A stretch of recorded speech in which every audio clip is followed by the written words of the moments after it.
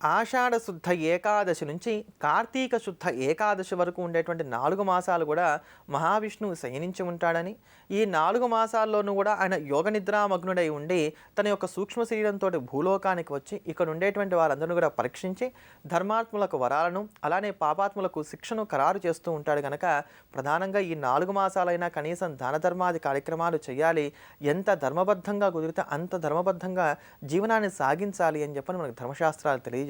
అందుకు ఆలంబనగా మనకు ఉపకరించేటువంటి స్తోత్రం విష్ణు సహస్రనామ స్తోత్రం. ఆషాఢ శుద్ధ ఏకాదశితో మొదలుపెట్టి కార్తీక శుద్ధ ఏకాదశి వరకు కూడా ఎవరైతే రోజు కూడా విష్ణు సహస్రనామ స్తోత్రాన్ని వదిలిపెట్టకుండా పారాయణ చేస్తూ ఉంటారో వీరికి ఉండేటువంటి కర్మ సంబంధమైనటువంటి దోషాలు, అంటే జన్మ జన్మాంతరాల నుంచి వస్తున్నటువంటి కర్మ సంబంధమైన దోషాలు ఏవైతే ఉన్నాయో ఇవన్నీ కూడా తొలగించుకునడానికి కానీ ఆస్కారం ఏర్పడుతుంది అని చెప్పని.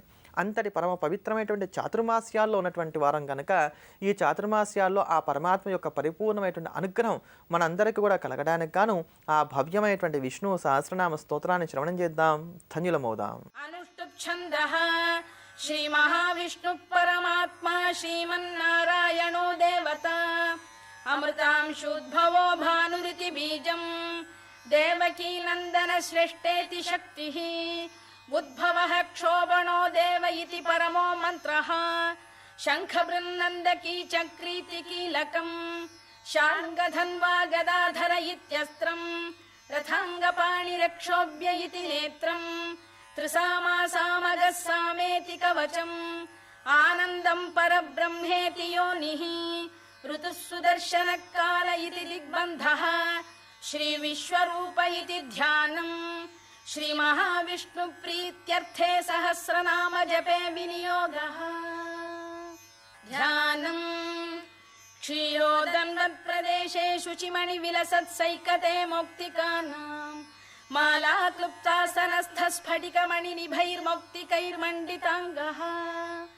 శుభ్రైరభ్రైరదభ్రైరుపరి విరచితైర్ముక్త పీయూషవర్షైః ఆనందీన పునీయాదరి నళిన గదా శంఖపాణిర్ముకుందః భూః పాదౌ యస్య నాభిర్వియదసుర నిలశ్చంద్ర సూర్యౌ చ నేత్రే కర్ణావాశా శిరోద్యౌర్ముఖమపి దహనో యస్య వాస్తేయమబ్ధిః అంతస్థం యస్య విశ్వం సురనర ఖగో భోగి గంధర్వ దైత్యైః చిత్రం రమ్యతే తం త్రిభువన వపుషుం విష్ణుమీశం నమామి.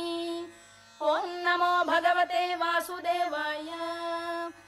శాంతాకారం భుజగశయనం పద్మనాభం సురేశం విశ్వాధారం గగన సదృశం మేఘవర్ణం శుభాంగం లక్ష్మీకాంతం కమలనయనం యోగి హృద్ధ్యానగమ్యం వందే విష్ణుం భవభయహరం సర్వలోకైకనాథం మేఘశ్యామం పీతకౌశేయవాసం శ్రీవత్సాంకం కౌస్తుభోద్భాసితాంగం పుణ్యోపేతం పుండరీకాయతాక్షం విష్ణుం వందే సర్వలోకైకనాథం.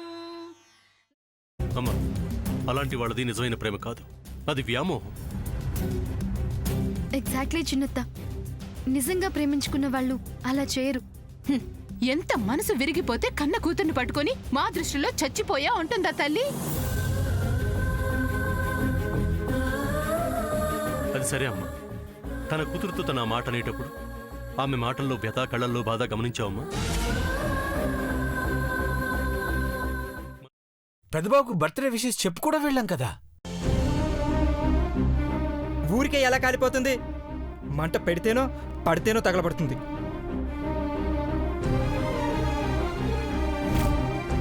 కరెక్ట్ చిన్నబాబు, నీకొచ్చినట్టే నాకు డౌట్ వచ్చింది. పార్వతే షర్టును తగలబెట్టిందనుకుంటా.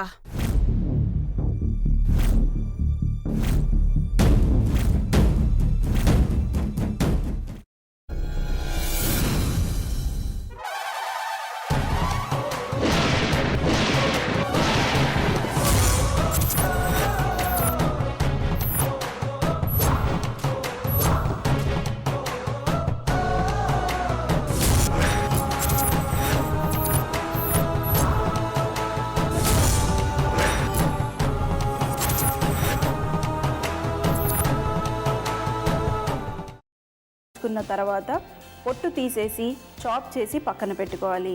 ఒక ప్యాన్లో కొద్దిగా నూనె వేడి చేసి అందులో ఆవాలు, మినప్పప్పు, శనగపప్పు, కరివేపాకు, సన్నగా తరిగి పెట్టుకున్న ఉల్లిపాయలు వేసుకుని 1 నిమిషం పాటు వేయించుకోవాలి. ఆ తర్వాత కాల్చి కట్ చేసి పెట్టుకున్న వంకాయని కూడా అందులో వేసుకుని బాగా మిక్స్ చేసి బౌల్లోకి ట్రాన్స్ఫర్ చేసుకుని అందులో తగినంత చిక్కటి పెరుగు లేదా పల్చటి పెరుగు వేసుకుని మిక్స్ చేసి అన్నంతో కానివ్వండి, చపాతీతో కానివ్వండి సర్వ్ చేసినా చాలా బాగుంటుంది.